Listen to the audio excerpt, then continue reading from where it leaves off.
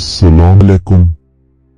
آج ہم آپ کے سامنے اسلام کی عظیم ترین قربانیوں میں سے ایک حضرت عباس علمدار علیہ السلام کی لازوال شہادت کا مکمل واقعہ پیش کریں گے۔ کربلا کا میدان جہاں وفا، صبر اور ایثار کی ایسی داستان رقم ہوئی جو رہتی دنیا تک یاد رکھی جائے گی۔ حضرت عباس امام حسین علیہ السلام کے وفادار بھائی، سپہ سالار اور سب سے بڑے علمبردار تھے۔ ان کی شہادت صرف ایک جنگی واقعہ نہیں بلکہ حق و باطل کی کشمکش میں پختہ ایمان اور بھائی چارے کی لازوال مثال ہے۔ حضرت عباس علیہ السلام حضرت علی ابن ابی طالب علیہ السلام اور سیدہ فاطمہ بنت حزام کے فرزند تھے۔ آپ کی پیدائش مدینہ منورہ میں ہوئی۔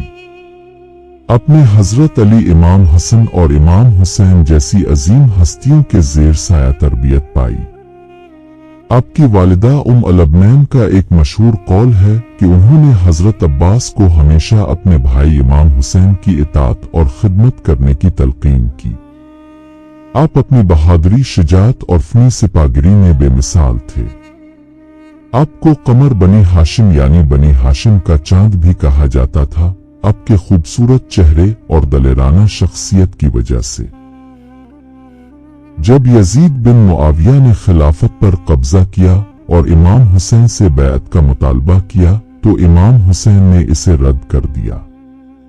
اپنے مدینہ چھوڑا اور مکہ کے راستے کوفہ کی طرف روانہ ہوئے، جہاں کے لوگوں نے آپ کو مدد کے لیے بلایا تھا۔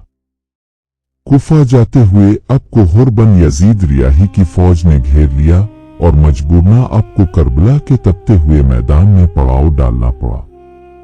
یہ 2 محرم الحرام سنہ 61 ہجری کا دن تھا۔ پانی کی بندش، یزید کی فوج نے امام حسین کے خیموں کو دریائے فرات سے کاٹ دیا، جس سے پانی کی شدید قلت پیدا ہو گئی۔ کئی دن گزر گئے اور معصوم بچوں اور خواتین کا پیاس سے برا حال ہونے لگا۔ یہ وقت تھا جب حضرت عباس کی وفا اور ایثار کا اصل امتحان شروع ہوا۔ علم وفا کا بلند ہونا۔ محرم کی شام حضرت امام حسین کی پیاری بیٹی حضرت سکینہ پانی کے لیے تڑپ رہی تھی۔ انہوں نے اپنے چچا حضرت عباس سے پانی لانے کی فریاد کی۔ حضرت عباس کے لیے یہ منظر ناقابل برداشت تھا۔ حضرت عباس نے امام حسین سے پانی لانے کی اجازت طلب کی۔ امام حسین نے اپنے وفادار بھائی کو اجازت دی اور علم ان کے حوالے کیا جو سپہ سالار کی علامت تھا۔ حضرت عباس نے وہ علم تھاما اور مشکیزہ لے کر دریائے فرات کی طرف روانہ ہوئے۔ حضرت عباس نے یزیدی فوج کی کثیر تعداد کا مقابلہ کیا اور اپنے بے مثال شجاعت کا مظاہرہ کرتے ہوئے دشمن کی صفوں کو چیرتے ہوئے دریائے فرات تک پہنچ گئے۔ وفا کا مثالی عمل اپنے مشکیزہ پانی سے بھر لیا۔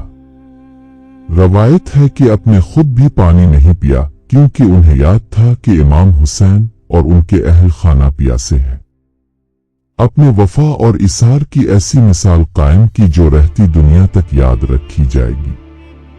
مشکیزہ بھر کر واپس آتے ہوئے دشمن نے آپ کو چاروں طرف سے گھیر لیا۔ ایک ظالم نے آپ کے دائیں بازو پر تلوار کا وار کیا اور آپ کا بازو کٹ گیا۔ اپنے علم کو بائیں ہاتھ میں تھام لیا۔ تھوڑی ہی دیر بعد ایک اور ظالم نے آپ کے بائیں بازو پر وار کیا اور وہ بھی کٹ گیا۔ اپنے علم کو اپنے سینے سے لگا لیا اور مشکیزے کو منہ میں تھام لیا تاکہ پانی بچوں تک پہنچ سکے۔ دشمنوں نے مشکیزے پر تیر برسائے اور پانی بہہ گیا۔ اس منظر نے حضرت عباس کو سب سے زیادہ تکلیف دی۔ شہادت۔ آخر کار ایک ظالم نے آپ کے سر پر گز کا وار کیا جس سے آپ اپنے گھوڑے سے زمین پر گر گئے۔ اپنے آخری بار امام حسین کو آواز دی، ادرکن آئخم، اے میرے بھائی میری مدد کو آؤ۔ امام حسین اپنے بھائی کی آواز سن کر تیزی سے ان کی طرف بڑھے۔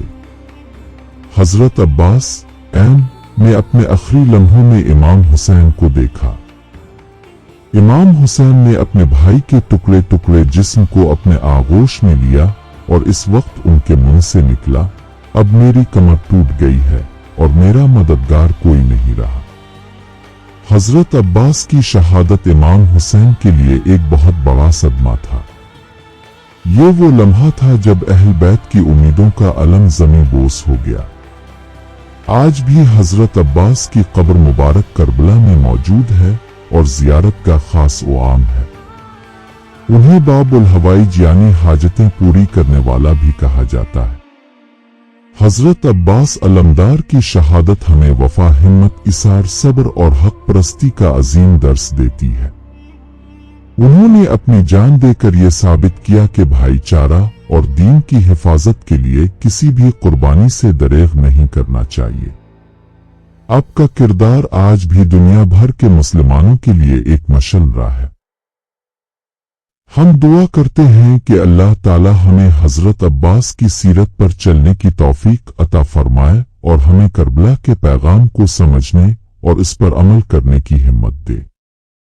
आमीन।